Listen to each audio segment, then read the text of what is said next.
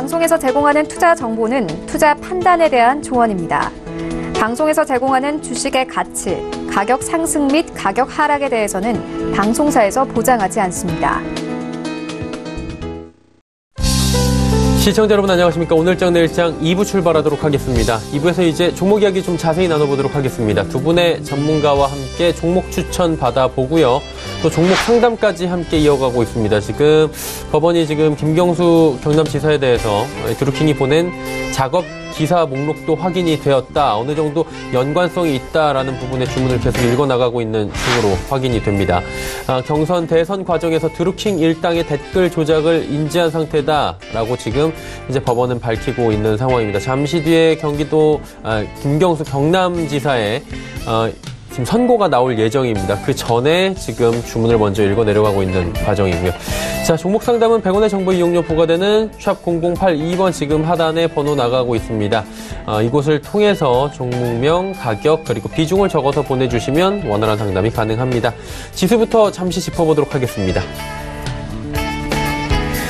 자, 지수가 2200선을 살짝 이탈을 다시 했네요. 상승폭이 축소가 됐고요. 2193.62포인트 현재 거래가 됩니다. 하루간의 흐름 정리해 보도록 하죠. 보시면 2시경이 오늘의 장중 고점입니다. 2202포인트대까지 2시경에 올라갔는데 고점 찍고 2200선 지키지 못하면서 쭉 내려옵니다. 수급에 조금 변동이 생겼기 때문인데 수급 주체를 좀 보시면 개인은 여전히 팝니다. 그리고 외국인은 여전히 사줍니다. 그리고 기관이 현재 매도로 잡힙니다. 매도 103억 원 잡히는데 보시면 연기금이 564억 원 여전히 사주고요. 금융투자도 삽니다. 하지만 투신의 매도 물량이 719억 원으로 좀 더 늘어난 상황입니다. 코스닥 시장 넘어가 보도록 하죠. 코스닥은 714포인트대입니다. 코스닥도 상승폭이 조금 줄어든 상황입니다. 하지만 거래소에 비해서는 상승폭이 줄어들지 않았고요. 코스닥도 하루간의 흐름 좀 정리해보면 변동폭은 거래소보다 좀 적습니다. 712부터 716 위아래로 4포인트 정도밖에 움직이지 않고 있고요. 지금은 딱 그 중간 정도에서 지수 형성이 됩니다. 수급 주체 확인해보면 역시나 외국인만 삽니다. 622억 원 외국인만 사고 기관 개인 파는데요. 기관 119억 원 매도 물량 가운데 금융투자와 연기금은 12억 26억 원씩 소폭씩 현재 매수해 나가고 있습니다. 다음 살펴보도록 하죠. 원달러 환율은 전환을 했습니다. 빨간불 전환인데 변동은 역시나 크진 않습니다. 오늘 보합권 수준에서 거의 움직이고 있다. 원달러 환율은 변동 없다라고 보시면 될 것 같습니다. 금일 본 방송에서 제공해드리는 정보는 투자 판단에 대한 조언일 뿐입니다. 해당 주식의 가치와 수익률을 보장해드리지 않는다는 점 참고해 주시기 바랍니다. 마감 전략 짚어보겠습니다. 유안타증권 역삼지점의 정밀한 팀장 연결돼 있습니다. 안녕하십니까? 네, 안녕하세요. 오늘 시장 상황 정리해 주시고요. 마감 전략 함께 들어볼까요? 네, 오늘 시장 정부 예비 타당성 조사 이제 면제한다는 대형 공고 나오면서 대형 공공사업 23개 발표로 이제 건설이나 철도 관련주들이 강한 오름세에 보이고 있습니다. 특히나 이제 외국인의 수주가 들어오면서 전반적인 지수 상승 끌어올리고 있습니다. 전망장 흐름 좋고요. 지금 현재 오후장에서도 다소 상승폭 격차가 줄어들었지만 여전히 상승 반전하고 있는 부분을 보일 수 있습니다. 코스피에서는 개인과 외국인의 이제 쌍끌이 매수에서 현재는 외국인만 매수를 하고 있고 개인과 기관은 이제 매도를 하고 있습니다. 아무래도 이 부분에서 이제 정부의 예타 면제로 건설이나 철도 관련주가 좀 급등세를 보이고 있는데요. 강세 업종으로는 비금속 광물업, 철강 금속업, 이제 건설업에서 보이고 있고 약세 업종으로는 통신업과 이제 음식료업, 이제 섬유의복업에서 다소 약세를 보이고 있습니다. 코스닥은 오전 오후 이제 동일합니다. 외국인 매수세만 있는 상황이고 개인과 기관이 이제 강한 매도세를 보이고 있습니다. 하지만 여전히 코스닥도 상승 유지하고 있고 상승폭 일부 반환은 했지만 여전히 상승장 유지하고 있습니다. 특히나 건설이나 비금속, 이제 금속업에서 강세 업종, 약세에서는 통신장비, 운송장비, 부품업, 방송업에서 다소 약세를 보이고 있습니다. 이는 연초 들어서 실적 둔화 우려라는 부분이 이제 선반영이 되면서 한국 증시 밸류에이션이 좀 크게 떨어졌는데 이 부분이 오히려 외국인 투자자들의 수급이 개선되면서 이에 대한 시장이 이제 추가 조정될 가능성이 다소 낮아 보입니다. 이에 이제 수급 개선과 함께 지수 상승에 대한 이제 긍정적인 시장 반응이 보이고 실제 작년 조정으로 이제 코스피가 2008년 금융위기 당시 수준까지 근접했다라고 보고 있는데요. 이에 대한 이제 한국 시장이 신흥 시장 대비 이제 PE PER 할인율이 20% 수준으로 저평가된 부분이 지금 현재 증시에서 이제 외국인 수주가 드러나고 있는 큰 부분이라고 볼 수 있습니다. 하지만 여전히 있는 한국 시장의 불안감이라든지 아니면 남북 관계 진전 이런 신용 부도 수업 하락의 불확실성 지표 등이 좀 낮아지고 있다는 부분들이 있는데 이는 이제 외국인이 한국 증시에 들어오고 있다라는 이런 호재가 함께 작용을 하면서 완화되고 있습니다. 대외적으로는 미중 무역 갈등 완화와 이제 미국 기준금리 인상 속도 조절 등이라는 호재들이 있고 중국 또한 우려했던 바가 이제 경기 부양책을 내놓으면서 이에 대한 기대감이 한국 시장까지 작용을 하고 있다라고 보여집니다. 하지만 이제 현재 시점에서 무조건적인 긍정과 저점 추경 매수는 다소 신중히 고려를 해봐야 될 부분입니다. 이는 이제 부진한 실물 지표라든지 국내 기업 이익 전망치가 좀 다소 부진하다라는 부분 그리고 여전히 있는 이제 브렉시트 우려에 대한 불안한 요소들이 있기 때문에 전체 지수에 대한 투자라기보다는 개별적으로 모멘텀이 있는 종목으로 대응이 필요하고 오후장에서는 사업 성장성과 영업이익 흑자 전환이 보이는 이제 경업주 쪽에 좀 더 주목할 필요가 있습니다. 자, 오늘 시장 상황 들어봤고요. 그렇다면 남은 시간 동안에 저희가 관심 갖고 지켜볼 만한 종목 보이십니까? 네, 남북 경협주에서 이제 대장주 중에 하나인 현대로템 네. 추천드립니다. 현대로템 같은 경우에는 먼저 이제 지난해 플랜트 부분 대규모 공사 손실로 이제 충당금과 이제 철도 차량 수주 감소로 수익성 악화라는 부분 때문에 영업이익 적자폭이 좀 1,952억 규모로 좀 다소 늘어난 부분이 있습니다. 이는 이제 지난주 며칠에 의해서 이제 하락세를 보이는 주가에 영향을 좀 미치긴 했습니다. 하지만 매출 반영이 지연되었던 필리핀 마닐라라든지 호주 시드니 전동차 사업 매출 반영이 이제 본격화된다라고 했을 때 올해는 흑자 전환이 좀 예상이 되고요. 그와 함께 이제 현재 예타 이제 면제주로서의 그런 호재 그리고 남북 경협 대장주로서 철도 사업이 본격화된다라고 했을 때 앞으로 다가올 2차 북미 정상회담을 앞두고 북한 비핵화 촉진을 위한 이제 양측 실무 협상이 곧 재개가 될 전망이라는 이미 가시화된 기사가 있고 또한 이제 트럼프의 경제 패키지와 북한의 비핵화에 대한 이제 밝은 전망치를 본다고 했을 때 이 개별적인 모멘텀이 있는 현대로템 추천드립니다. 네, 남은 시간은 현대로템을 한번 지켜보자라고 말씀해 주셨습니다. 오늘 말씀은 여기까지 듣겠습니다. 고맙습니다. 네, 감사합니다. 유한타증권 역삼지점의 정밀환 팀장과 함께했습니다.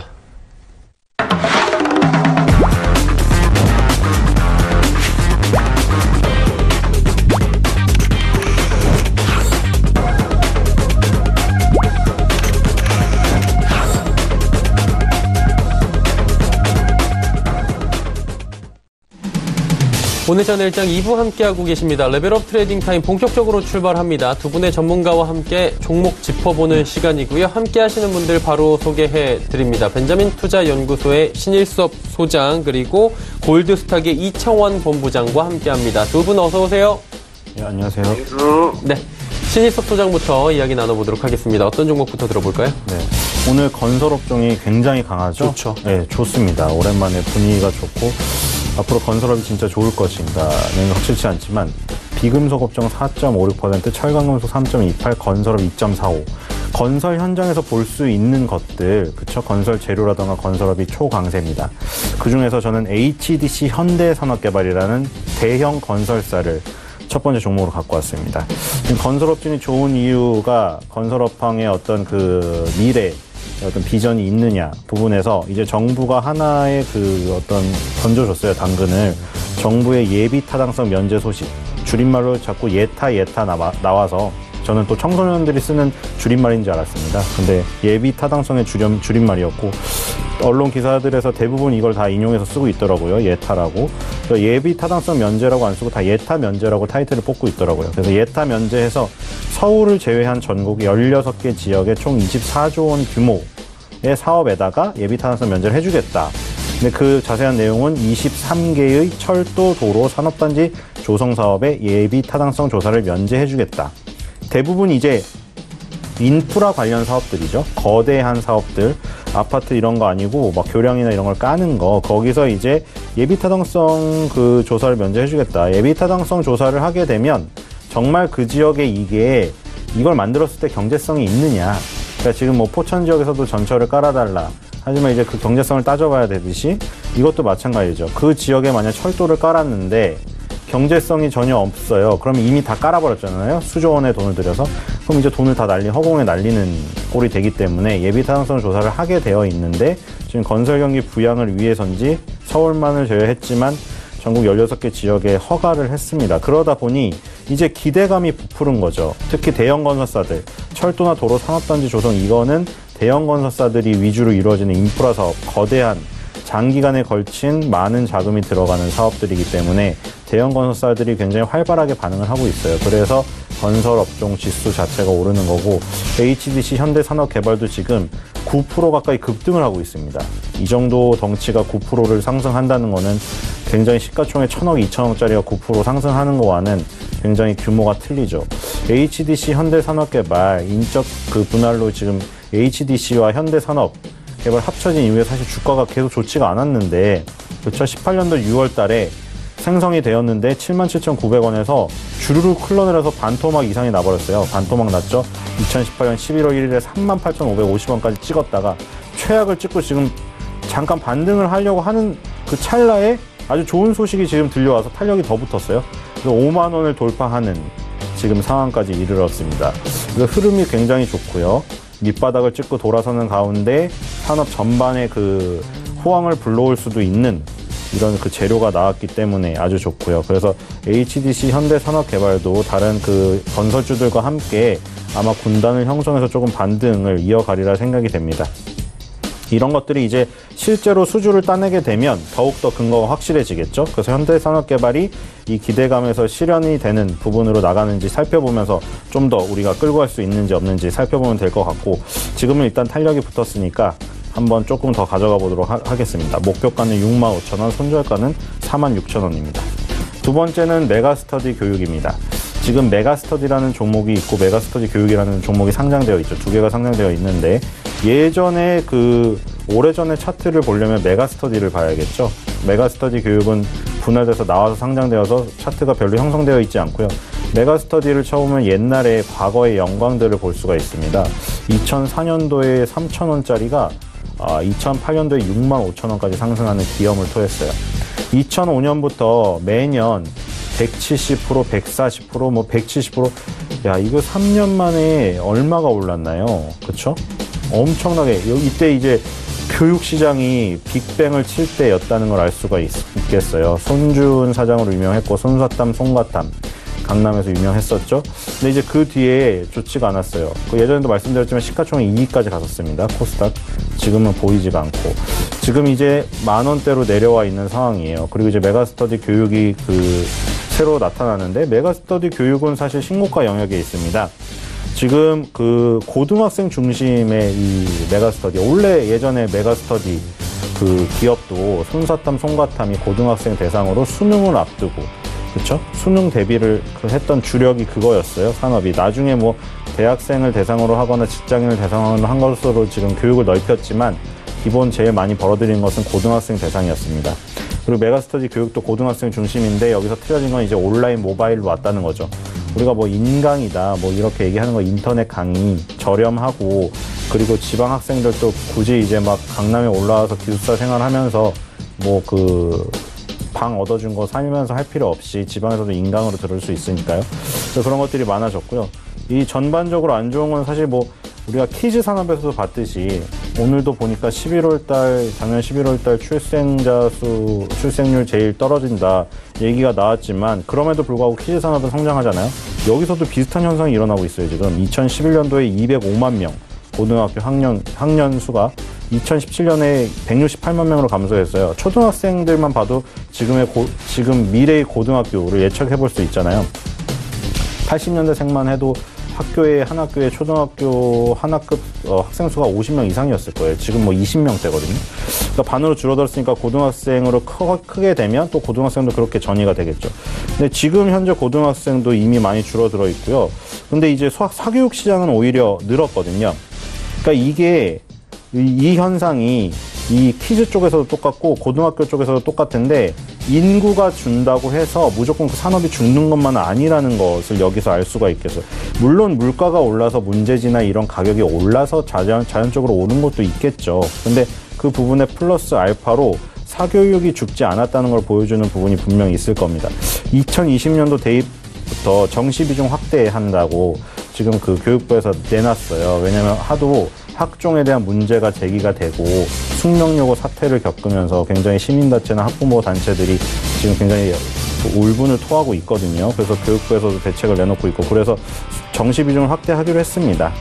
우리가 뭐 스카이캐슬에서도 보면은 학종으로 계속 그 굉장히 비리를 저질러서 좋은 대학을 보내려는 시도들이 있잖아요. 그런 것들이 실제로 현실을 반영하고 있기 때문에 지금 앞으로는 더 정시 비중 확대되리라 생각이 됩니다. 그러면 결국 수능 교육이 비중이 높은 업체가 유리하다, 이런 결론에 도달되거든요. 메가스터디는 원래 그 근본 뿌리가 사탕 과탐에서 시작했고 수능 대비 고등학생 관련 교육으로 일가견이 있기 때문에 이 부분이 지금 정시 비중 확대가 굉장히 좋게 작용을 한다. 그래서 지금 메가스터디 교육을 다시 한번 볼 필요가 있고, 디지털 대성도 마찬가지고 청담 러닝도 마찬가지고 메가스터디 교육도 마찬가지고 최근에 교육주의 흐름들이 좋아요. 그게 뭐 언론의 어떤 한 언론의 분석으로는 스카이캐슬이 그걸 불러왔다, 뭐 그게 다 불러왔다는 건 조금 어불성설인 것 같기도 하지만 그 부분에서, 그 드라마에서 보듯이 우리나라의 교육열은 꺾을 수 없다. 남의 자식이 잘 되면 우리 자식은 당연히 더 잘 돼야 되기 때문에 보낼 수밖에 없고, 보낸다면 그래도 브랜드력이 있고 항상 그 업력이 오래됐고 우리가 안심할 만한 부분에 보낼 수밖에 없다. 그거의 최대 수혜주가 될 가능성이 크고요. 손절가 3만 원, 목표가 45,000원입니다. 세 번째 종목은 양지사입니다.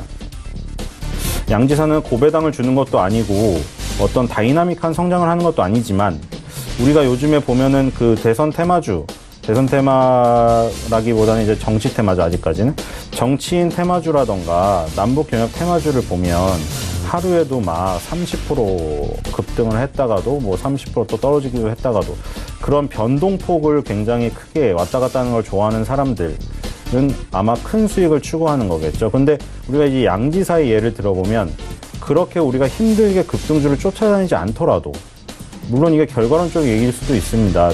좋게 올라온 차트를 보고 얘기하니까. 하지만 이런 사례들이 굉장히 많이 있어요, 우리 주식시장에. 그러니까 확률이 높다는 거죠. 그렇게 급등 테마를 안 쫓아다녀도 이걸 보시면 97년도에 200원을 시작했습니다. 양지사는 지금 보면 다이어리 부문 국내 점유율 1위 업체예요. 정말 부지런한 사람들이 다이어리를 작성하죠. 우리가 정말 게으른 사람들은 그냥 연말에 뭐 스타벅스 다이어리 이쁘니까 그 소장용으로 사실 기록을 하진 않잖아요. 근데 정말 부지런한 사람들은 매년 다이어리를 쓸 거예요. 그래서 그걸 모아놓는 사람들도 있고, 마치 이 양지사라는 업체가 하는 사업과 마찬가지로 꾸준히 다이어리를 1년 쓰듯이 상승을 했어요. 이게 연봉인데 정말 꾸준히 상승을 하죠. 자, 이거를 갖고 있어도 급등주 부럽지 않은 수익이 납니다. 그쵸? 굳이 그렇게 힘들게 안 쫓아다녀도. 그래서 이런 결과, 꾸준히 다이어리를 만들어 왔다.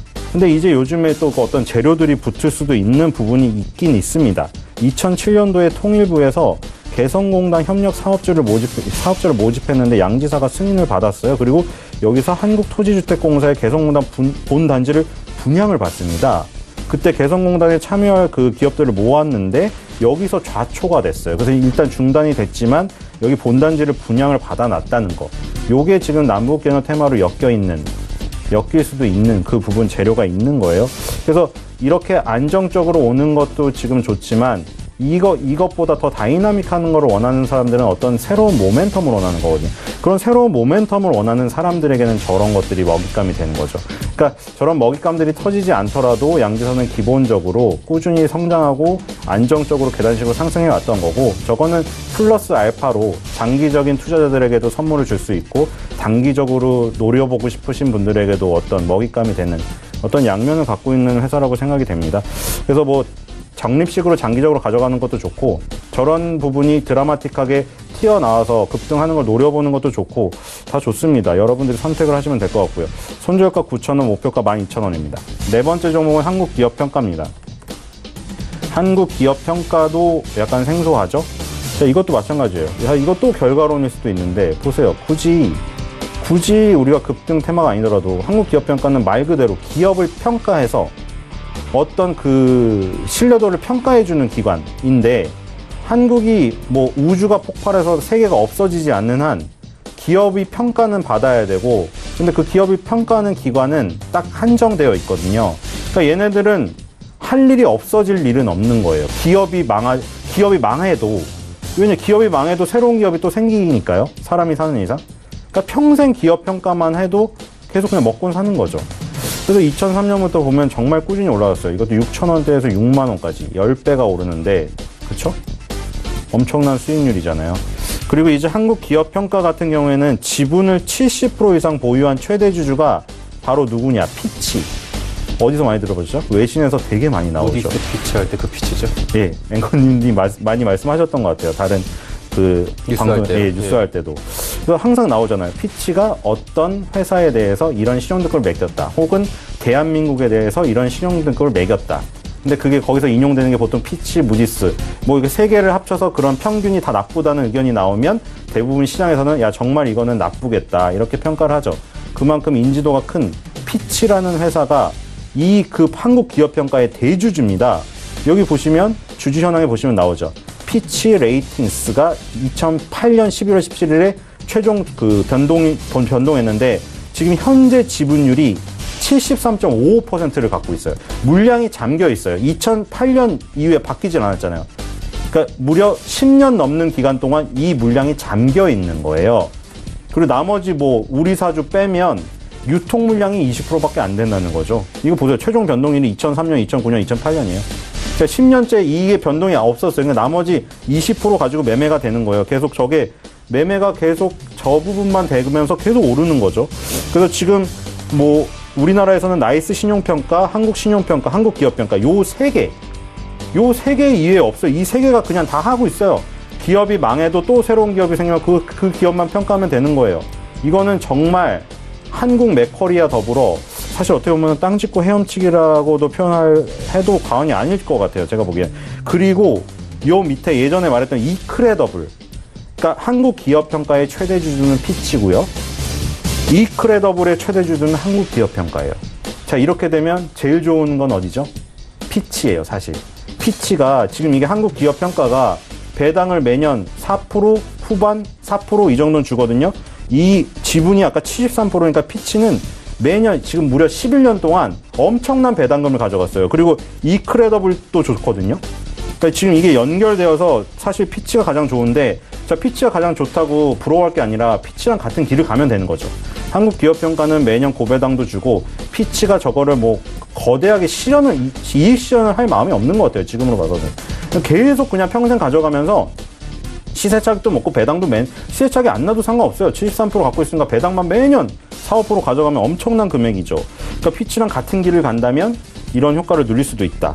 그렇게 보시면 될 것 같고요. 이크레더블은 살짝 보면 신용 인증 서비스 전문 업체예요. 그러니까 한국 기업평가 이크레더블이 다 어떻게 보면 비슷한 영역에 있고, 이것들이 갑자기 뭐 수주가 떨어질 일은 없는 거예요. 이게 건설이나 조선이랑 틀린 거예요. 건설, 조선은 변동성이 큰데 한국 기업평가나 이크레더블이 하는 일은 변동성이 너무나 적어요. 다이나믹하지 않다고 하더라도 장기적으로 보면 다이나믹해요. 보수적인 분들에게는 이거가 다이나믹한 거죠. 그래서 한국 기업평가는 보수적이지만 조금 시세 차익도 추구하고 싶으신 분들에게 추천드리고 싶고요. 손절가 52,000원, 목표가 8만원입니다. 마지막 종목은 파맵신입니다. 그 바이오주를 하나 빼먹으면 섭섭할 것 같아서 가져왔는데요. 왜냐면 그 제넥신도 그렇고 요즘에 잘 가는 바이오들이 있어요. 지금 뭐 셀트리온이나 삼성바이오로스는 조금 조정을 받긴 하지만, 그래서 파맵신은 지금 그 상장된 지 얼마 안 된 회사입니다. 일단은 지금 2015년도 초에 기술 특례를 상장을 시도했다가 실패를 했습니다. 그 실패란 게 아니라 자기네가 연기를 했습니다. 자기네가 못 믿어서 스스로. 2017년에 호주에서 항암제 타니비루맵 이거 임상 2A 상을 들어간 다음에 재상장을 추진을 했는데 성공을 했어요. 그리고 이제 그 교모세포종 치료제 여기에 그 관련된 것이 타니비루맵입니다. 이름이 어렵습니다. 타니비루맵. 근데 이게 희귀의약품 지정이 되었습니다. 어제 제넥신 할 때도 나온 것 같은데, 희귀의약품이 지정이 되면 패스트트랙 제도라고 빨리 신약을 개발할 수 있는 계단을 밟게 돼요. 그래서 희귀의약품으로 지정되면 좋아요.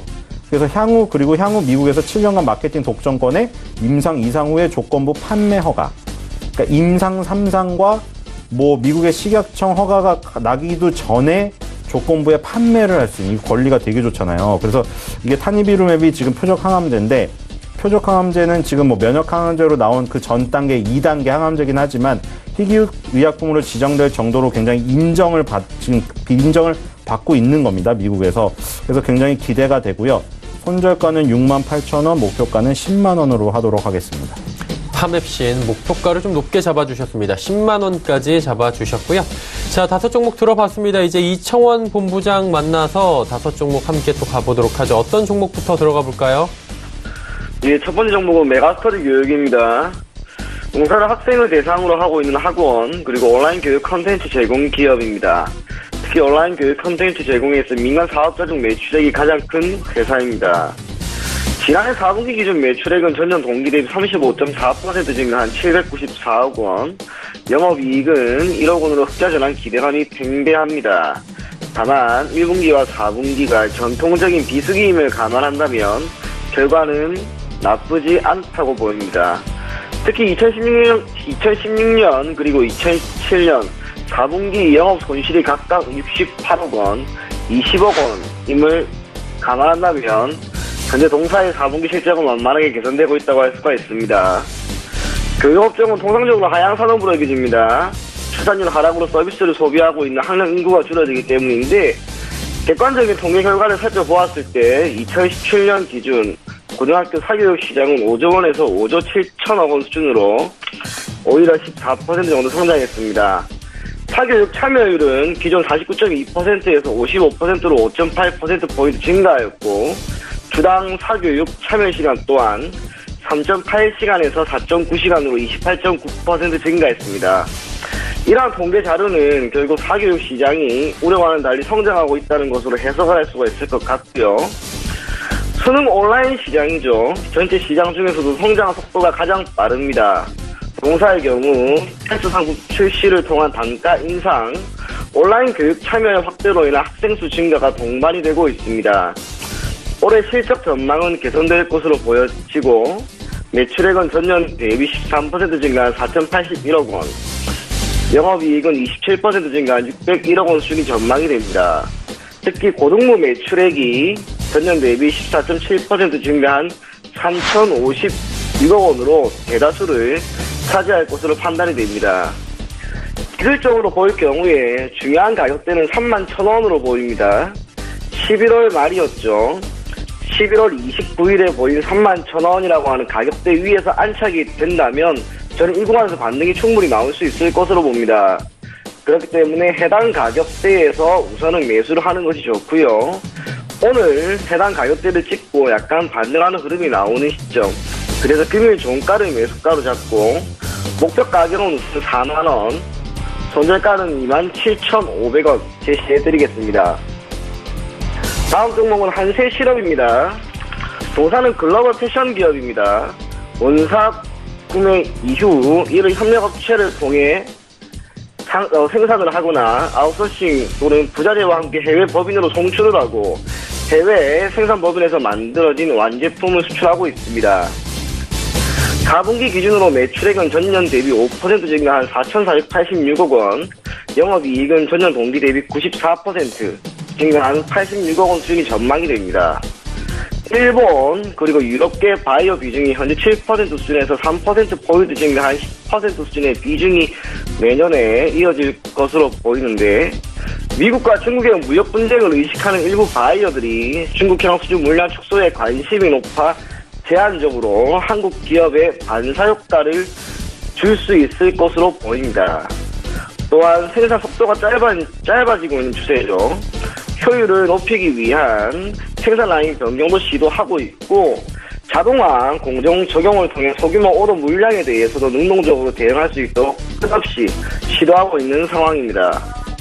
참고로 OEM 방식이 브랜드 가치는 제고하면서 생산 단가를 낮추고 이를 통한 합리적인 경영 성과를 창출할 수 있는 경영 방식이라고 하는 점에서 추후 해당 방식을 토대로 한 산업 성장은 계속해서 이어질 것으로 보여지고요. 그래서 올해 동사의 매출액은 전년 대비 6.8% 정도 증가한 1조 8,379억 원, 영업이익은 전년 대비 104.1% 정도 증가한 736억 원 수준이 전망이 됩니다. 실적 개선이 완만하게 이어지는 상황에서 최근 기관의 매수세도 꾸준한 만큼 결과를 조금 더 지켜봐도 좋지 않을까 그렇게 보여집니다. 기술적으로 보일 경우에 중요한 가격대는 크게 세 가지라고 할 수가 있습니다. 지난 10월에 보였던 22,150원. 이 가격대만 돌파하게 될 경우 저는 문제는 크게 없을 것으로 보입니다. 그리고 올해 1월이었죠. 올해 1월 9일 그리고 1월 23일 이 가격대를 잠시 돌파를 했는데 이 구간을 돌파를 하게 된다면 저는 시세는 금방 나올 수 있을 것으로 봅니다. 그래서 목표 가격으로 27,500원, 손절가를 19,500원 제시해 드리겠습니다. 다음 종목은 삼성증권입니다. 동사는 대한민국을 대표하는 증권회사입니다. 기타 키움증권, 미래에셋 등에 비해 고객 수와 자산 총액 등에서 상대적인 우위를 보이고 있습니다. 4분기 당기순이익은 전년 동기 대비 32.7% 하락한 409억 원 수준이 전망이 됩니다. 지난해 주식시장 하락에 따른 자기 매매 부분에서의 손실이 매우 컸을 것으로 판단이 되고요. 참고로 증권회사가 수익을 창출하는 것은 크게 세 가지인데 그중에서도 동사는 브로커리지 그리고 IPO 부분에서 우위를 보이고 있습니다. 자금력이 큰 고객을 많이 확보하는 것이 상대적으로 유리하죠. 계측을 나누었을 경우 1억 원 이상을 매스, 10억 원 이상은 하이넷월스, 100억 원 이상을 울트라 하이넷월스라고 하는데 동사의 경우 1억 원 이상을 보유하고 있는 매수층이 지난해 처음으로 10만 명을 돌파했습니다. 그만큼 자금력이 있는 고객을 많이 확보한 것은 추후 브로커리지 수익 증가로 이어질 가능성이 매우 높습니다. 그래서 올해 실적이 다시 한번 개선될 수 있을 것으로 보여지고요. 시장이 지금처럼 회복되는 상황, 그래서 자기 매매 부분에서의 손실도 충분히 만회할 수 있을 것으로 보입니다. 기술적으로 보더라도 현재 흐름이 좋죠. 중요한 가격대는 역시 33,500원인데 이 가격대를 저는 오늘 종가 기준으로 오늘 종가에는 그래도 돌파를 할 수 있지 않을까 그렇게 보입니다. 그래서 매수 가격을 우선 금일 종가로 잡으시고 목표 가격은 38,500원, 손절가는 3만원 제시해 드리겠습니다. 다음 종목은 CJ 대한통운입니다. 동사는 대한민국을 대표하고 있는 물류유통기업이죠. 2018년 8월 경기 광주의 아시아 최대 규모의 메가허브 터미널을 오픈하는 등 업계 최고 수준의 인프라를 구축하며 시장 점유율을 크게 증가시켰습니다. 4분기 매출액은 전년 동기 대비 29.1% 증가한 2조 5천억 원 수준이고요. 영업이익은 전년 동기 대비 17.5% 증가한 706억 원 수준이 전망이 됩니다. 그중 택배 부분에서의 매출이 전년 동기 대비 13.2%나 상승한 상황에서 지난 11월 대전 터미널 가동 중지 파업에 따른 비용 발생이 있었음에도 불구하고 견조한 실적을 달성했다라는 평가를 받고 있습니다. 수급적으로는 외국인의 관심이 큽니다. 기술적으로 보게 될 경우에는 최저 14만원, 최고 17만원대 내외에서 박스권을 형성하고 있고요. 시장이 개선되고 있죠. 결국에는 시장이 개선됨에 따라 동사는 박스권 상단을 돌파하게 될 수 있을 것으로 보입니다. 그래서 목표 가격을 20만원으로 잡고 손절 가격은 15만원 잡고 대응하면 좋을 것 같습니다. 마지막 종목은 현대미포조선입니다. 중형 선박 부문에서 세급 수준의 기술력을 보이는 기업인데 4분기 실적은 매출액이 6,116억 원, 영업이익은 240억 수준. 주력 상품은 역시 중형 석유화학 운반선이고 시장 점유율이 50% 이상인 상황에서 최근 조선업의 턴어라운드와 탱커 운임 증가가 글로벌 화학설비 투자 사이클에 대한 기대감 등이 모든 것이 겹쳐지게 되면서 높은 관심을 받고 있습니다. 핵심은 역시 조선업의 회복이겠죠. 벌크선과 탱커, 가스선의 수주가 조금씩 회복되는 상황입니다. 특히 곡물이나 광석 등 산적 화물의 운송에 사용이 되고 있는 벌크선의 흐름을 나타내는 BDI 지수가 최근 5년 기준 점진적인 상승이 이어진다라고 하는 점, 수주 가격으로 보았을 때 가장 높은 LNG선의 발주에 대한 기대감이 있기 때문에 동사의 실적은 조금씩 회복이 될 수 있을 것으로 보여집니다. 수주가 회복이 되고 있습니다. 성값 또한 완만하게 올라가고 있습니다. 실적 또한 괜찮을 것으로 보여지고 수급 또한 개선될 것으로 보여집니다. 그렇기 때문에 현대미포조선 지금처럼 우상향 흐름이 뚜렷하게 나타나는 시점에서 편입해도 좋을 것으로 보여지고요. 기술적으로 볼 경우에 우선은 지난 12월 14일이었습니다. 전 고점이죠. 67,500원. 전 이게 돌파하는 게 이번 주 안에도 충분히 가능할 것으로 보여집니다. 이 가격대만 돌파하게 될 경우에는 역시 목표가를 75,000원 정도 잡으시고요. 손절 가격은 57,500원 잡고 대응하면 좋을 것 같습니다.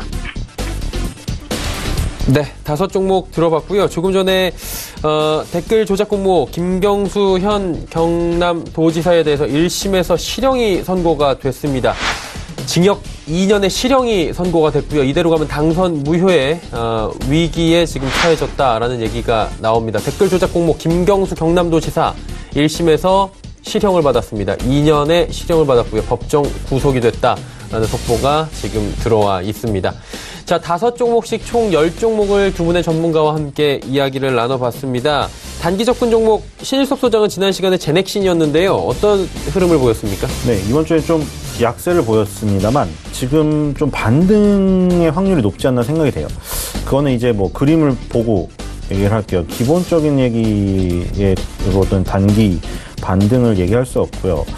이 2015년과 16년의 고점이 여기 있잖아요. 근데 이제 2017년에 강하게 돌파를 해서 12만 원을 갔죠.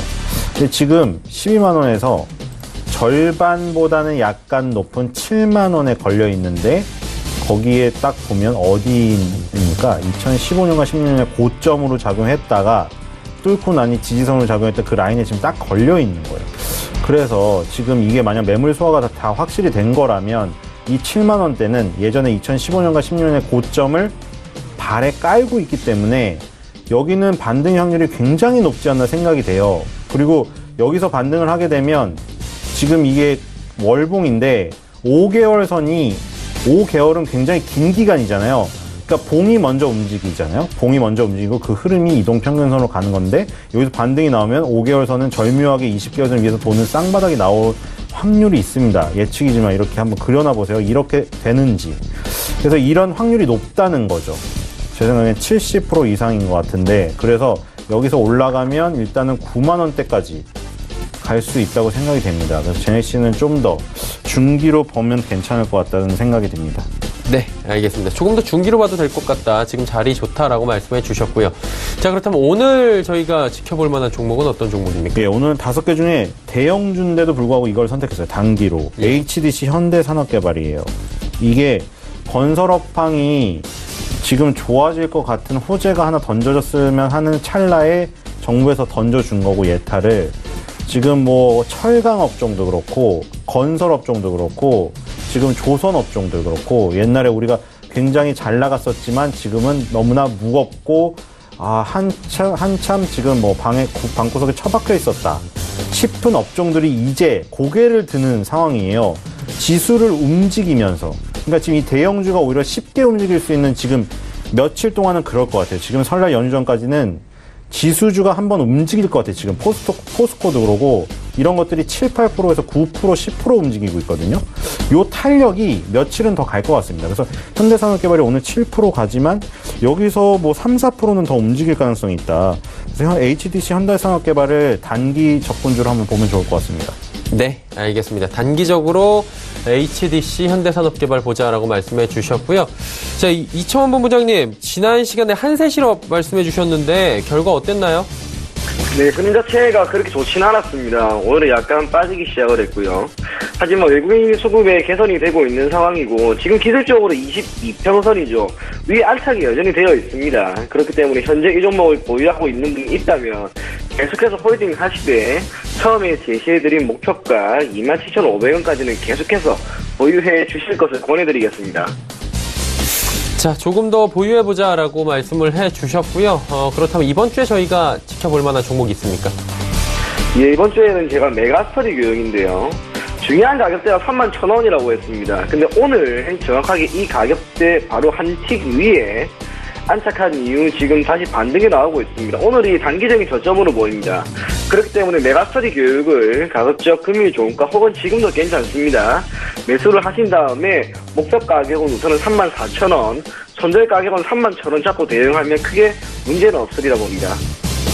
네, 메가스터디 교육에 대해서 말씀을 해주셨습니다.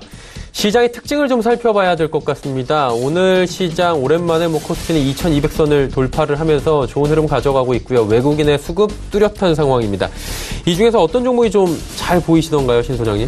물론 건설업종이라든가 비금속, 광물 이런 게 강하긴 한데 개별 종목으로 봤을 때 오늘 상장을 한 업체가 하나 있거든요. 노랑풍선. 이서진 씨가 맨날 풍선 뭐 가벼운데 어디 뭐 날아간다 뭐 이거 라디오 CM송 막 하고 하더니 상장했습니다. 오늘 20% 넘게 급등을 하고 있고요. 일단 이게 뭐 내일까지 이어질지는 모르겠습니다.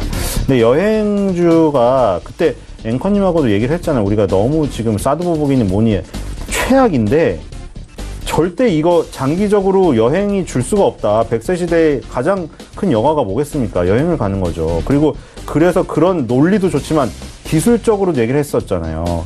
이게 하나투어는 120개월 선을 깬 적이 없어요. 10년 동안. 지금 120개월 선을 왔었잖아요. 그래서 심한 말로 이거는 무조건 정말 다 주머니 털어서 사도 될 정도다. 모두 투어는 60개월 선을 10년째 깬 적이 없는데 거기 와 있었거든요. 지금. 하나투어, 모두투어가 10년째 깨본 적이 없는 60개월 선, 120개월 선이기 때문에 너무 사고 싶었던 그 순간인데 노랑풍선이 상장 그 타이밍이 나쁘진 않아요. 지금 보니까. 그래서 지금 조금 턴어라운드 하려고 할 때 상장을 했어요. 일단. 그래서 지금 노랑풍선은 하나투어, 모두투어랑은 약간 성격이 틀릴 수도 있으나 어쨌든 같은 여행주로서 지금 항공주도 마찬가지고 점점 분위기가 좋아질 것으로 생각이 돼요. 그리고 노랑풍선이 지금은 조금 말하는 순간 좀 줄어들었네요. 15%대로 상승폭이 축소가 되었는데 어쨌든 오늘 그 신규 상장주로서 이 정도 흐름이면은 강세를 띠면서 괜찮은 대비라고 봅니다. 네. 상장 첫날 좋은 흐름을 보인 노랑풍선 말씀해 주시면서 여행주 같이 짚어주셨고요. 자, 이청원 본부장님 오늘 어떤 종목이 좀 긍정적으로 보이십니까? 저는 이치환불이라는 종목인데요. 오늘 오전에 공사가 275억 원 규모의 공급 계약을 체결했다라고 하는 이슈가 나왔습니다. 이게 단순하게 금액으로 치면은 매출액 기준 약 11% 정도 수준인데 지금 연초죠. 연초에 이치환불이라고 하는 기업이 우리가 타겟으로 삼는 주요 타겟 시장이라고 할 수 있는 중국의 기업과 공급 계약을 체결했단 말이에요. 이게 뜻하는 것은 결국 대단 기업, 즉 이치환불이 올해는 중국 시장을 무난하게 공략하고 여기에서 성과를 얻을 수 있다. 저는 그렇게 해석이 되었습니다. 주가를 한번 지켜보게 되면은 지금 지난 11월부터 계속 바닥권에 머물러 있습니다. 26,000원, 25,000원 내외인데 이게 지난해 75,000원까지 갔던 주가였거든요. 그걸 감안하면은 지금 구간에서는 충분히 반등이 나올 만한 시점이고 역시 그 모멘텀은 실적이 될 것이다. 저는 그런 판단에 들어서 이치환불이 오늘 가장 제 눈에 많이 들어왔던 것 같습니다. 네, 이치환불에 대해서 오늘 시장의 특징 종목으로 꼽아주셨습니다. 종목 상담 바로 이어갑니다. 100원의 정보 이용료 부과되는 샵 0082번을 통해서 종목 상담들 많이 보내주셨습니다. 3623번님 호텔 신라 76,600원에 비중 20% 진단 부탁드립니다 하셨습니다. 일단 지금 뭐 거래되는 가격 부근에서 사신 것 같은데요. 네, 호텔 신라는 더 사야 된다고 생각합니다. 지금 2014년부터 2018년도까지 지금 옆으로 기고 있잖아요. 물론 이게 연봉으로 봐서 폭이 넓습니다. 한 줄이긴 하지만 뭐 14만 3천 원도 위에 있고 지금 7만 원이면 반토막이라고 생각이 돼서 크지만 이렇게 긴 흐름으로 보면 이런 순간들이에요. 지금 98년에서 2003년에 그렇죠? 이렇게 횡보하다가 결국 한번 업그레이드 이루어지고 2007년도에서 2009년도에 또 횡보하다가 또 업그레이드 이루어지고 지금 그 다음에 2015년에서 19년도 또 이런 지금 횡보 구간이잖아요. 이 다음에 또 어떻게 되겠는가? 호텔 신라의 확률상 이거는 저는 위로 다 또 업그레이드 된다고 봅니다. 또 한 단계 계속 계단식으로. 그러니까 지금 7만 원에서 8만 원 레인지에서는 적극적으로 매수를 해야지 계속 뭐 나쁜 소식이 나오고 뭐 면세점의 경쟁이 심해져서 그거 다 6개월, 12개월짜리 얘기입니다. 제가 보기에는. 그래서 물량을 뭐 굉장히 늘리시면 좋을 것 같고요. 그렇게 초장기적인 게 싫다고 하더라도 10만 원이라는 고점을 그 박스권으로 하는 그 부분까지는 그래도 들고 갈 수 있다고 생각이 됩니다. 네. 호텔 신라 뭐 장기적으로 볼 때는 굉장히 우량하고 좋다라고 말씀을 해주셨고요. 다음은 6995번님 상하프론테크 15,100원의 비중은 30% 목표가가 궁금하다 하셨습니다. 이청원 본부장님 어떻게 할까요? 네, 우선 저는 이 종목 같은 경우 목표 가격은 2만 원 정도로 잡으면 좋을 것 같습니다. 지금 이 종목 같은 경우에 지난해 10월 말이었죠. 10월 30일에 1,150원. 그리고 12월 초에 비슷한 가격대 말 그대로 쌍바닥을 찍고 난 이후 약 2배 정도 주가가 올랐어요. 그렇기 때문에 어느 정도의 차익 매물은 반드시 나올 겁니다. 지금 수익권에 있습니다. 그렇기 때문에 수익 구간에 있다라고 하는 점을 토대로 조금만 더 보유를 하시고요. 저는 기본적으로 이렇게 움직임이 크게 나온 종목들을 한 번 정도는 가장 최근에 기록한 고점을 기록할 수는 있을 것으로 보여집니다. 그래서 목표 가격을 약 2만 원 정도로 잡고 조금 더 보유할 것을 권해드리겠습니다. 조금만 더 보유해보자라고 말씀을 해주셨습니다. 다음 살펴보도록 하죠. 9978번님 상보 1,950원의 비중은 20%. 대응 방법이 지금 궁금하다 하셨습니다. 신 소장님 어떻게 할까요? 네, 10원이라도 이익을 내시고 종목 교체를 권해드리겠습니다. 이거는 지금 매출액이 계속 2015년부터 1,700억부터 1,200억으로 줄어들고 영업이익 당기순이 하여튼 재무제표가 지금 다 시뻘겋죠. 물론 재무제표가 안 좋다고 다 안 가는 것도 아니고 재무제표가 좋다고 다 가는 것도 아니나 확률적으로 이제 그런 기본적인 내용이 안 좋은데 기술적인 내용까지 안 좋으면 두 개가 겹치니까 더 안 좋을 확률이 높겠죠. 재무제표가 계속 나빠지고 있고, 그리고 연봉으로 봤을 때 2008년과 2009년 언제입니까? 경제 위기 때도 안 깼던 저점을 지금 깼다는 거. 그게 지금 되게 악재죠. 10년 전에 지지라인이 말 그대로 제가 계속 얘기 드린 대로 10년 동안 쌓이면 굉장히 강하잖아요. 지지든 저항이든. 그러니까 굉장히 강한 지지라고 생각이 됐는데 2017년에 건드린 이후에 2018년에 빨리 회복을 했어야 되는데 그 무너뜨리니까 2019년에 거의 밑에서 시작하고 있죠. 월봉으로 좀 더 들어가 볼까요? 이 2009년의 이 바닥. 여기서 지금 막 따닥따닥 하다가 지금 밀리잖아요. 이러면 폭락이 나올 수가 있어요. 이게 굉장히 위험합니다. 그래서 여기서 10원이라도 이익을 내시고 조금 더 손실이 나면 요거 본 가격에 있어서 아까워서 못 파실 거 아니에요. 지금 파시고 종목을 교체해서 더 조금 쉬운 투자를 하셨으면 좋겠습니다. 네, 알겠습니다. 상보 이야기 나눠봤고요. 다음 종목은 SM입니다. 1776번이 52,500원의 비중이 높네요. 50%. 매도 시기 궁금하다 하셨는데 이청원 본부장님 언제 매도할까요? 지금 주가가 46,100원입니다. 약 15% 이상 정도의 손실이 있는데 매도 시기는 최소한 석 달 이상은 한번 가지고 간 다음에 저는 결정하는 것이 옳다라고 보입니다.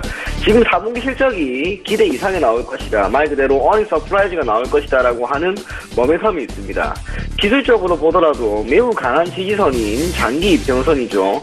장기 이평선 바로 위에 있어요. 그렇기 때문에 지금 시점에서 손실은 비록 있지만 이걸 손절 처리하는 것은 전혀 좋은 방법이 아닙니다. 오히려 석 달 정도는 최소한 1분기 실적이 나오고 1분기 실적 발표가 어느 정도 있는 4월 중순까지는 한번 보유를 한 다음에 그때 가서 실적이 나오는 것을 보고 손절을 하든 오히려 추가 매수를 하든 그게 아니라면 수익 실현을 하든 저는 그게 옳다라고 보입니다. 그래서 현 시점에서는 우선은 보유를 하시고 석 달 정도 더 보유하고 난 다음에 그때의 주가 움직임을 보고 의사를 결정하는 것이 좋다라고 보입니다. 네, 지금 주가의 손실이 비록 있지만 조금 더 기다려 볼 만한 자리는 된다라고 말씀을 해주셨습니다. 지금 시각이 3시 26분 27초 지나고 있습니다. 예상 체결지수 바로 체크합니다. 코스피가 2200선 위로 다시 올라왔습니다. 2203.17포인트 이대로 종료가 되면 장중 고점 마무리가 됩니다. 일단 2200선이 잠시 무너졌었는데 흐름 체크해 보도록 하죠. 2179포인트대부터 2203포인트대까지 정오 이후에 좀 가파르게 올라갔습니다. 그리고 3시경에 잠시 주가가 눌렸다가 V자 모양으로 다시 올라왔고요. 결국에는 장중 고점인 2203포인트대까지 현재 터치하면서 마무리가 예상이 됩니다. 그렇다면 수급 주체가 좀 변동이 다시 생겼나 볼 텐데 기관이 다시 매수가 들어왔네요. 646억 원 기관의 매수가 들어왔는데 기관의 변동이 오늘 좀 있습니다. 기관 가운데에서는 금융투자와 연기금이 매수가 더 강해졌고요. 연기금 무려 866억 원. 1월 달에만 연기금이 대체 얼마를 사는지 어마어마한 물량을 지금 매수하고 있습니다. 외국인도 2천억 원을 넘게 사고 있고요. 개인은 2,675억 원 매도 물량 더 늘어난 상황입니다. 시가총액 상위 종목들의 흐름 살펴보도록 하죠. 삼성전자 많이 올라가네요. 46,250원 1.65% 올라가고 SK하이닉스 3%대까지 급등 흐름 가져갑니다. 현대차도 상승 전환을 했고요. 셀트리온 역시 4,500원 올라가면서 2%대의 상승 흐름 좋게 가져갑니다. 다음 살펴보도록 하죠. LG화학 보합이고요. 포스코가 6% 가까운 상승은 정말 몇 년 만에 볼 정도로 굉장히 무거운 종목이었는데 호재를 맞으면서 28만 4,500원대까지 올라왔습니다. 주가 급등했고요. 네이버와 삼성바이오로직스는 좀 쉬어가는 분위기, LG화학, 삼성물산 역시 쉬어가는 분위기입니다. 다음 살펴보도록 하죠. 코스닥 시장 역시 분위기 좋습니다. 715포인트대까지 올라왔고요. 4.52포인트나 올라옵니다. 하루간의 흐름 코스닥도 보시면 코스닥 흐름 나쁘지 않습니다. 712부터 716 장중 고점이고요. 역시나 2시 40분부터 3시까지 조금의 장중 조정이 나왔습니다. 714포인트대까지 지수를 되돌림을 했다가 다시금 올라오면서 715포인트대까지 현재 올라와 있는 상황입니다. 자, 그렇다면 수급 주체 정리해 보도록 하죠. 외국인의 매수 물량 742억 원이나 됩니다. 기관 매도 물량 줄었는데요. 129억 원 매도하는 가운데 금융투자 투시는 5억 원, 94억 원씩 각각 매도하지만 오늘 연기금이 54억 원 매수해주면서 지수 방어해주고 있고요. 개인은 상승장에서 일단 528억 원 정도 물량 정리를 하는 모습 확인이 됩니다. 시가총액 상위 종목들의 흐름입니다.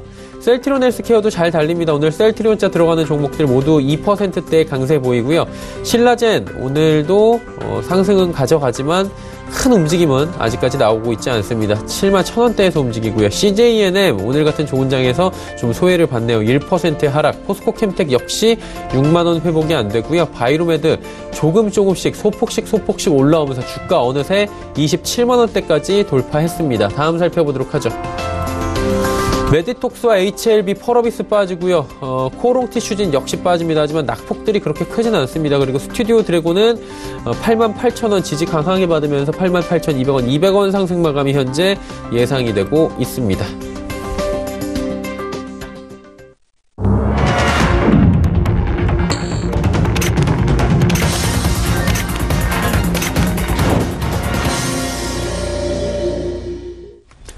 시장이 모두 마감이 됐습니다. 양시장 모두 상승 마감을 했고요. 코스피 같은 경우에는 또 역사적인 날이라고까지 말할 수는 없겠지만 2200선을 오랜만에 돌파를 하면서 어느 정도의 의미 있는 상승이다라고 표현을 할 수 있을 것 같습니다.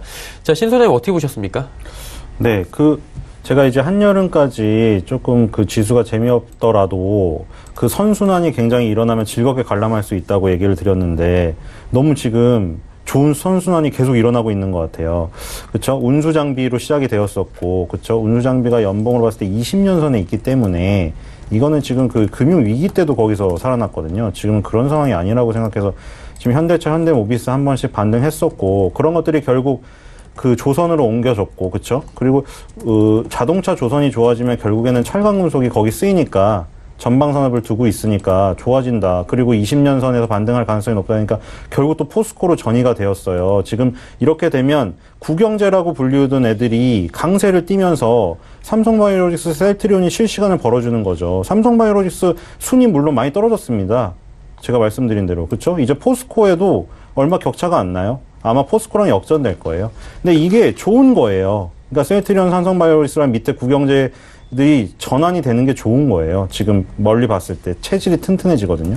그래서 이런 현상이 지금 일어나고 있고 그 이외에 눈에 띄는 거 LG생활건강은 또 단독으로 지금 너무나 강합니다. 아모레퍼시픽을 지금 완전히 코를 납작하게 만들면서 주가에서도 쌩쌩 달리고 있는데 굉장히 눈에 띄고요. 그래서 오늘 비금속, 철강금속 업종, 건설업까지 자, 우리가 오랜만에 정말 무겁고 이런 업종들이 강했다는 거 지금 좋습니다. 그게 예타 면제로 인한 재료로 올랐던 아니면 전방산업이 진짜 좋아질 것 같아서 예상으로 올랐던 어쨌든 지금 굉장히 중요한 부분에서 선순환으로 돌면서 오르고 있기 때문에 우리나라 증시가 체질적으로 굉장히 건강해지는 그런 단계가 아닌가 생각합니다. 네. 자, 이청원 본부장님은 시장 어떻게 보셨습니까? 예, 말 그대로 거칠 게 없습니다. 저는 다른 것보다 자금 조달 비용이라고 하는 측면에서 한번 바라볼 건데요. 최근 들어서 외국인이 계속해서 들어오죠. 현물이든 선물이든 들어옵니다. 미국의 금리 인상에 따른 세계적인 금리 인상이 나타나면서 자금을 조달하는 데 따른 비용이 높아졌습니다.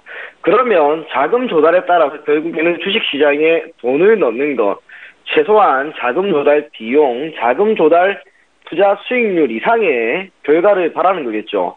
금리가 올라졌기 때문에 자금 조달 비용이 올라갔습니다. 우리나라 증시에 투자를 하는 것에 따른 더 큰 투자 수익이 기대되어야 됩니다. 그렇기 때문에 저는 우리나라에 대한 외국인들의 긍정적인 시작은 지금부터 더 이어질 수 있을 것으로 보여지고요. 기술적으로 2186포인트를 오늘 한 번에 돌파했습니다. 거칠 게 없습니다. 저는 다음 달 이제 2월에 시작이 될 것 같은데 2월까지 그냥 2350포인트까지의 상승도 충분히 열려있다고 봅니다. 그렇기 때문에 주식시장에 관심 계속해서 높여 나가시고요. 시가총액 상위 종목들 움직임이 여전히 좋습니다. 오늘 같은 경우에는 역시 제조업 기업들의 흐름이 좋았는데 이러한 흐름이 계속해서 이어지게 된다라고 하는 것은 아무래도 시가총액 상위 종목들 위주로 주가 수익률이 개선이 되면서 시장 전체의 안정화를 도모할 것이라는 판단이 들기 때문에 주식에 대한 접근 지금부터라도 계속해서 늘려나가실 것을 권해드리겠습니다. 네, 두 분과 시장에 대한 이야기를 나눠봤습니다. 벤자민 투자연구소의 신일섭 소장, 골드스탁의 이청원 본부장과 함께 2부 이야기 나눠봤습니다. 보내드리겠습니다. 고맙습니다. 감사합니다. 지수 정리합니다. 코스피가 상승폭을 더 키웠습니다. 1.05%대까지 상승폭 키우면서 2206.19포인트에 거래 마감했고요. 코스닥 역시 기분 좋게 상승 마감했습니다. 0.6% 올라오면서 715.28포인트에 거래 마쳤습니다. 원달러 환율 종일 움직임 없었는데 역시나 20전 하락하면서 1116원 30전에 거래 마쳤습니다. 시장의 이슈 정리해드립니다. 김동섭의 마켓뷰 출발합니다.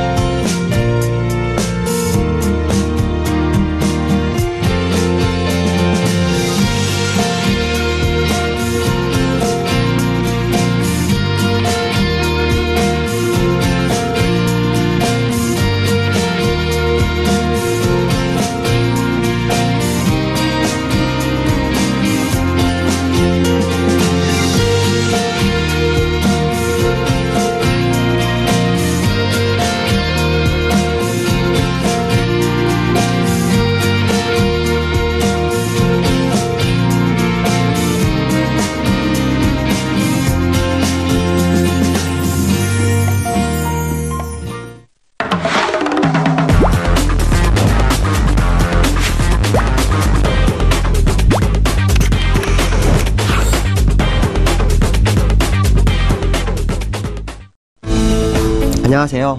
김동섭입니다. 우리나라 시장이 완전히 불받았죠. 오늘 2200을 넘었습니다. 특이한데요. 아시아 시장이 먼저 보겠습니다. 아시아 시장을 보면요. 오른 나라가 없습니다. 오른 나라 없는데 우리나라만 1%를 올려주는 모습이 나오죠. 근데 기관과 외국인과의 수급 동향에서 상당한 변화가 있습니다. 어떤 변화냐면요. 요 근래 한 4일 동안의 공통점입니다. 첫 번째, 외국인이 아침에는 안 삽니다. 계속 눈치 보다가 11시 넘어가면 그때부터 사기 시작합니다. 그리고 동시호가에 사는 모습. 두 번째, 기관 중에서 연기금이요. 계속 시장을 샀었죠. 근데 오전에는 안 삽니다. 오후에 삽니다. 그리고 동시호가에 물량을 일부 털어냅니다. 목적은 뭔지는 모르겠습니다. 그러나 분명한 것은 외국인들의 의지가 시장에 반영되고 있는 것은 맞는 것 같다. 근데 이 외국인들 도대체 뭘 보고 사는지에 대해서는 정말 궁금합니다. 북미에 대한 2차 정상회담의 기대감일까요? 아니면 증권거래소 폐지에 대한 부분일까요? 정말 이해할 수 없게 상당히 많이 사옵니다. 물론 패시브 펀드라서 추세추종 자금이기 때문에 시장을 이끌어가는 그런 상황이긴 하지만 어쨌든 지금의 모습을 보면 상당히 특이하다. 그런데 제가 아마 지난번에 이런 얘기를 했을 거예요.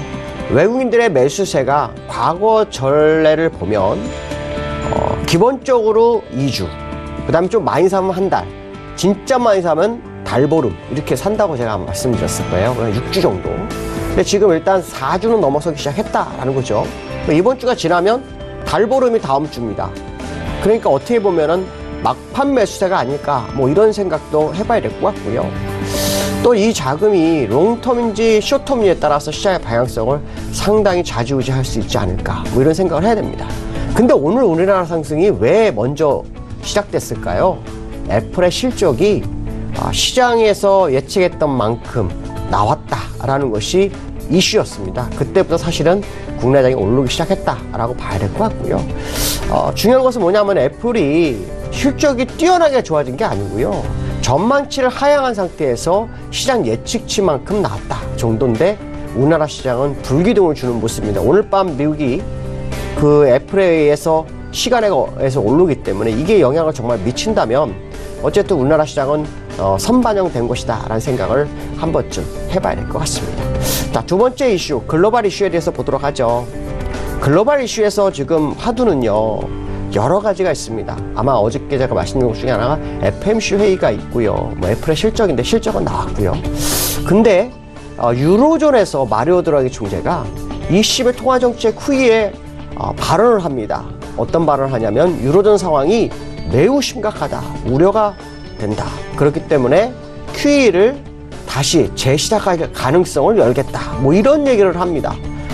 물가 상승률이 굉장히 안 좋은 상태이기 때문에 물가 상승률을 올리겠다. 뭐 이런 표현을 쓰는데요. 그 이후로는 브렉시트의 영향을 많이 얘기하고 있고요. 두 번째는 미국과 중국의 무역 협상이 시장을 위축시키고 있다. 뭐 이런 얘기를 합니다. 근데 재미난 거 하나가 있습니다. 어떤 게 재미나냐면요.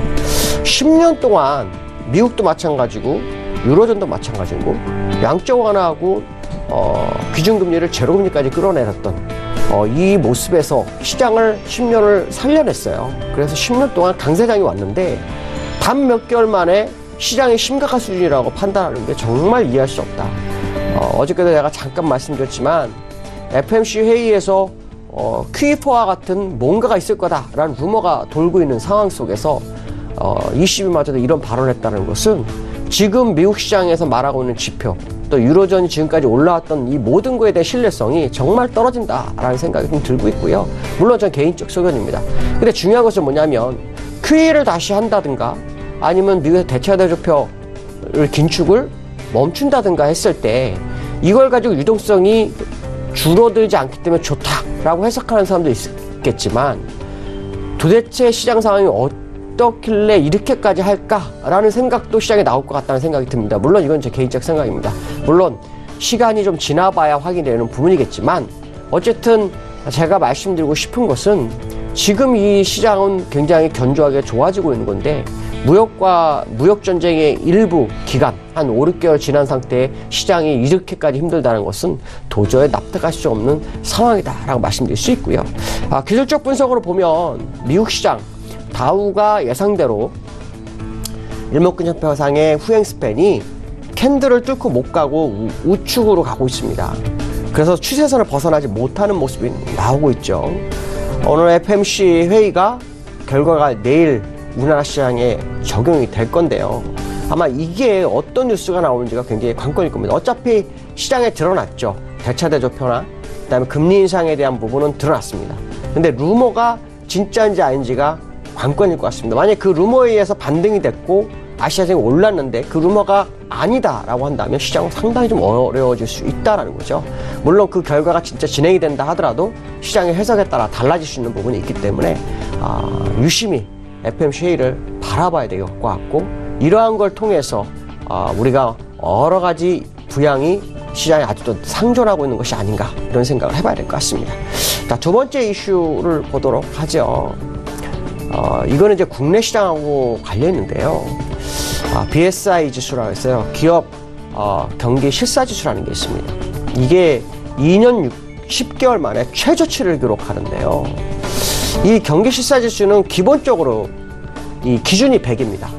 이 100에서 사실은 100 약간 밑으로는 90대 뭐 아니면 80대 이 정도면 그래도 시장이 언젠가는 100 금방 갈 수 있을 것 같아. 뭐 이런 생각을 할 수 있죠. 근데 이 뉴스가 나왔을 때 도대체 얼마나 되길래 2년 10개월 만이지? 하고 뉴스를 봤더니요. 69입니다. 69면요. 거의 100 기준의 절반 밑으로 절반까지 가까운 거죠. 그러면 시장이 체감격 굉장히 안 좋다는 거죠. 특히 반도체에 대한 부분이 문제가 되고 있다라고 판단했을 때 지금 국내 시장을 이끌고 있는 삼성전자, SK 하이닉스 같은 종목들이 시장을 이끌었는데 그러면 이 뉴스와는 이율배반적인 상승이 아니냐라는 생각을 해볼 수 있다는 거죠. 도대체 왜 이 시장이 반도체에 의해 어떤 그런 산업에 의해서 기업 경기 실사지수가 100 밑에서 69까지 가 있는 상황인데도 불구하고 시장이 오를까? 이거에 대해서는 상당히 고민을 좀 많이 해야 되는 그런 상황일 것이다. 앞에서 말한 것처럼 정말 미국에서 QE4와 같은 뭔가를 한다는 그 루머가 결국 국내 시장에 저밸류에이션에 있는 종목들을 대표 종목들을 사서 끌어올린 건지 아니면 그렇지 않고 일시적인 현상인지 이게 굉장히 중요한 모습일 것이다 라는 생각을 해봐야 될 것 같습니다. 자, 국내 시장에 대해서 한번 보도록 하죠. 국내 시장 같은 경우 오늘 상당히 많이 상승을 했어요. 2200포인트. 제가 아마 이 방송에 나왔을 때 2180까지는 갈 수 있을 것 같습니다. 그래놓고 시장이 불안해서 일단 정지하겠습니다 그랬는데 진짜로 2880이 왔는데요. 2180이 넘어서 2206까지 왔는데요. 지금 이 수급은 외국인의 수급에 의해서 거의 가고 있습니다. 거기에 동조하고 있는 건 연기금의 모습인데 문제는 이 시장을 계속 끌어갈 수 있을까에 대한 궁금증을 우리는 좀 가져야 되지 않을까라는 생각이 들고 있습니다. 일단 기술적으로 한번 접근을 좀 해보면요. 주봉으로 한번 보겠습니다. 주봉으로 보면 2600에 만들었던 자리가요. 2018년도 1월 29일입니다. 여기서 두 번째로 한번 연결해보면 추세선까지 갈 수 있는 일단 기술적인 부분은 이 정도가 됩니다. 2234포인트. 2234포인트가 하락 추세선에 갈 수 있는 일단 1차 목표치가 되겠죠. 만약 간다면요. 근데 이 자리를 일봉으로 봤더니요. 그 자리는 개파락이 있었던 자리입니다. 그 자리가 개파락이 언제냐면은 2018년 10월 10일 날 개파락을 주면서 2230대를 깨트리는 모습이 나왔다는 거죠. 그렇다면 현재 시장의 모습을 아주 좋게 해석한다 한다면 일단 개파락을 메워주는 형태의 모습이 나오지 않겠나라는 생각을 해봐야 될 것 같다라고 말씀드릴 수 있고요. 근데 문제는 제가 이 시장을 보면서 느끼는 바가 여러 개가 있는데요. 그 중에 첫 번째가 뭐냐면 기술적인 부분에서 좀 아까 말씀드린 것처럼 두 번째, 요 첫 번째 출발한 데서 두 번째 연결해서 연장선을 그으면요. 그 자리는 요 정도가 됩니다. 그 2220 정도가 됩니다. 2220 정도가 되는데 제가 요 근래 포지션에 대해서 굉장히 많이 말씀을 드리죠. 근데 2220이 포지션상으로 선물 지수를 보면요. 약 20포인트, 지금보다 약 3포인트 위니까 선물로는 290이 되고요. 코스피 200으로는 289 정도가 됩니다. 근데 이 자리를 제가 한번 포지션으로 계속 말씀드렸었는데 포지션을 한번 보면 어떤 식의 모습이 나오냐면 지금 매도가 완전히 산적했습니다. 이게 오늘 겁니다. 오늘 콜 매도가 기관 올 매도고요. 외국인도 290일까지 매도입니다. 이 누적으로 한번 다시 가봤더니 어떤 현상이 나타나냐면요. 290포트는 전부 다 매도입니다. 그러면 지금 이렇게 매도를 돌파해서 시장에 간다? 이러한 일이 과거에 있었습니다. 언제냐면 2007년도에 2080억 갈 때 그때는 풋을 가지고 있던 사람들이 전부 다 골탕을 먹었던 시절이 있었는데 지금이 딱 그 자리가 아닌가 싶습니다. 근데 이 콜매도가 문제는 손실이 가중된다는 거죠. 그렇다면은 결국 콜매도의 누적 부분을 시장에서 인식하는 모습이 꼭 나올 거라고 보여지고 있고요. 그 한계치가 일단 290 정도 나오고 있으니까 아까 말씀드린 것처럼 코스피로 본다면은 개파락을 메우려면 2234지만 그렇지 않고 현재 상태에서 추세선을 그은다면 2220까지를 보는 것이 아닌가 이 정도로 생각하시고 접근할 필요성이 있고요. 다만 이 시장을 이끌어가는 이 모습이 일반 투자가들에게 확실하게 줄 수 있는 재료가 있는지 이거를 다시 한번 확인해보는 그런 전략이 필요하지 않을까 이렇게 말씀드릴 수 있을 것 같습니다. 오늘 여기까지 하겠습니다. 감사합니다. 자, 시장의 이슈들 김동섭의 마켓뷰를 통해서 이야기 나눠봤습니다. 지금 속보가 하나 들어와 있는데요. 구제역 위기 경보 단계가 경계로 한 단계가 격상이 됐다라는 이야기가 들어와 있습니다.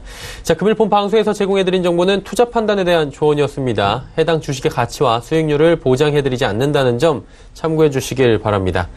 오늘 전 일정 저희가 준비한 소식은 여기까지입니다. 편안한 오후 시간 보내시길 바랍니다. 저희는 내일 오후 2시에 더욱 알찬 소식을 들고 찾아뵙도록 하겠습니다. 함께해 주신 여러분 고맙습니다.